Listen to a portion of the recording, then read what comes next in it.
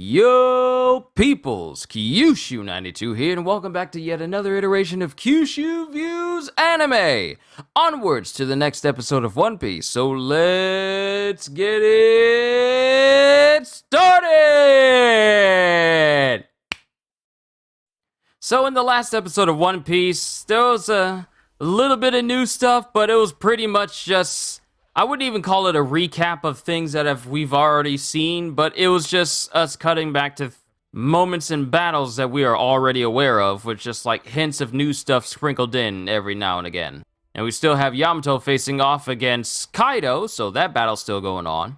And then we got to see a fully grown Momonosuke, at least in his dragon form, as he and Luffy prepared to return to Onigashima for the future. Yamato and the Great Swordsman's Pledge. This is also going to be this episode where we actually got to see some good animation as well, which is what the last episode was kind of lacking in. And Momo is still scared of heights.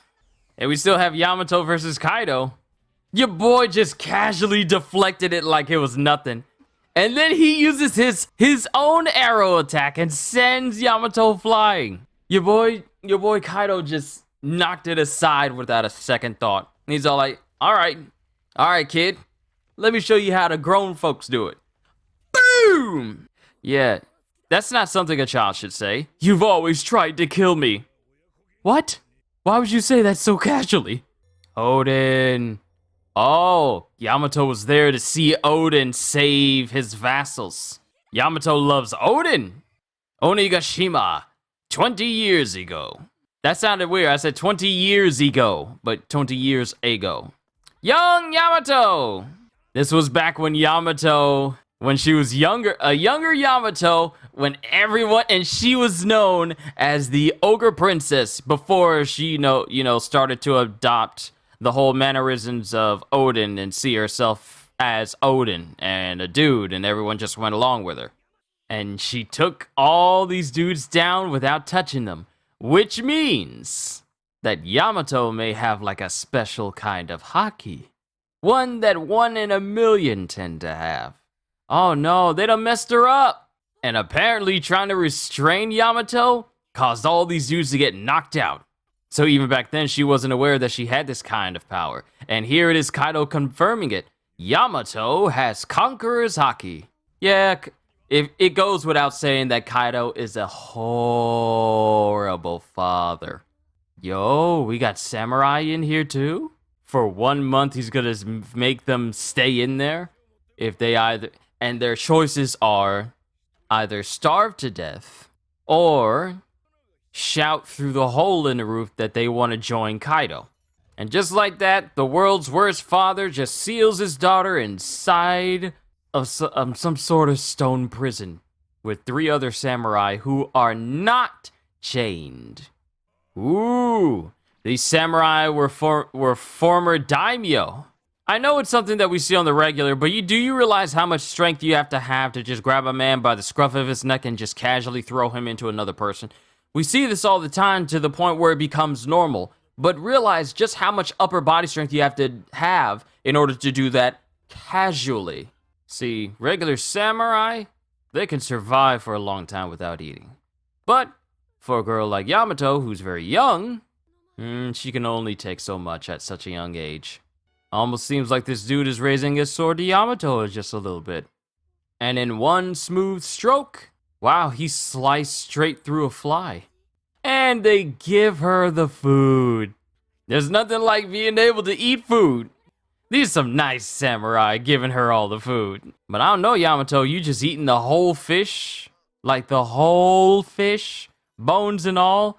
People in One Piece got some incredibly durable muscles, incredibly durable organs on the inside for you to be eating whole fishes. Or eating whole giant slabs of meat and then eat the whole bone too. Yamato liking this food kind of reminds me of how Tama liked having red bean soup for the very first time. Yo, He's infusing the sword with haki. Ooh, I like how he was infusing the sword with haki so casually. There wasn't even any sound effects, it just happened. So we don't get this samurai guy's name. He just asks to be called so-and-so. Who's who, so-and-so, Seeing Yamato getting trained by all these samurai, it's incredibly wholesome. You know, despite the place where they're at. Yo, Yamato has Odin's journal. Even back then. Yo, Roger, Whitebeard, Odin. Watching this episode was great originally. But seeing these recollections, yeah, this is good too. Hearing Odin's voice again, it's nice. You know, genuine Odin, not Kanjuro impersonation Odin. Also, hopefully in the future of One Piece, I hope we learn more and more about the Oro Jackson. The ship that traveled the entire world. And why that giant egg is on there. This music accompanying Odin's travels is so nice. Even though this was a short flashback and synopsis of those episodes of Roger's travels, it's still just as triumphant. Ooh, I like how they zoom in on Luffy's face when it's talking about 20 years later, strong pirates will come to challenge Kaido. Has it really only been 10 days? It's really only been 10 days since they've been in there. I thought a lot more time would have passed. Yo, Mr. So-and-so done took the upper half of his robe down. Woo! Here's the thing. With them bursting through the stone cell that they've been in, it pretty much just confirms that they've always been capable of getting out. And now we cut back to Yamato versus Kaido, and the animation has changed. The animation has changed. Woo! Yo! Kaido! Kaido looks even more monstrous than he did before. Yo, Raime Hokke! Father versus child! This is beautiful. Oh, I love how that electricity just streaked across and showed a little bit of Kaido's face. Oh my goodness, that was beautiful. Beautiful! On the next episode of One Piece, Luffy soars, revenge against the King of the Beasts. Oh, this episode is going to tie me over until next week.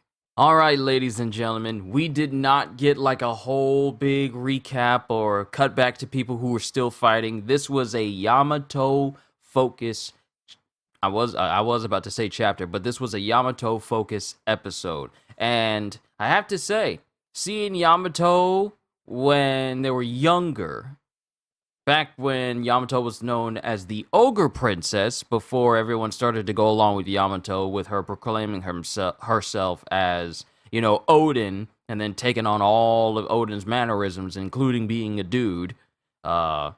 She was the Ogre Princess, and then we also find out that she has Conqueror's Haki as well. And well, I would wonder if this is what started Kaido's idea of like there's too many people with Conqueror's Haki in this world already. So I wonder if him seeing his daughter back then have Conqueror's Haki was what kind of helped stem that sort of thought process just a little bit. But seeing Yamato interact with the former daimyos that rebelled against Orochi that didn't join up with him, and her at the time learning how to be a samurai and training and getting stronger. The fact that they had the strength to break out of there whenever they wanted, but they chose to teach Yamato instead. Learning about Odin's adventures, including the Final Journey, the Will of D, the Void Century, everything about the world. It's like, wow.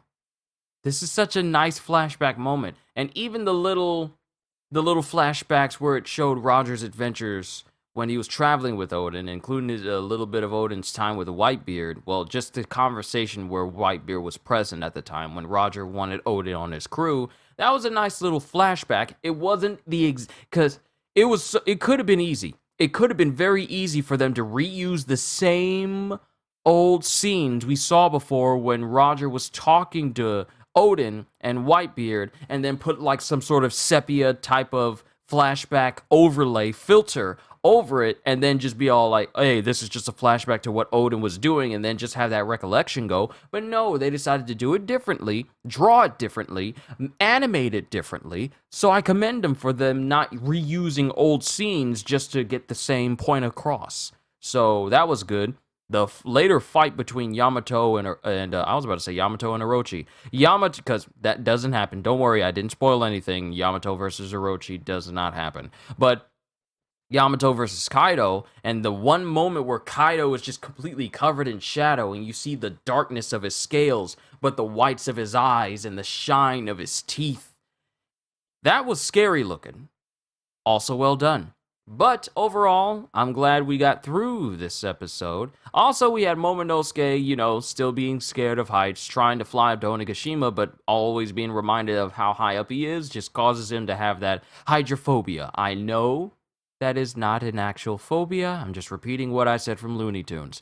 But that's going on. But the whole segment with Yamato, that was well done. I actually did like that. So, looking forward to seeing where the episodes go from here. Let me know what you thought of this episode. That's all I got. Let me not keep you here any longer than I already have. So, to everyone here, all I can say at the end of the evening is, hope you all enjoyed. Can't wait to see you all in my next video. And if you're new to the channel and you enjoyed what you saw here today, then like, subscribe, share with everyone you know, because the more the merrier. And maybe even consider becoming a member, because I am always looking forward to entertaining you. So have a fantastic day, and once again, as always, later, peoples.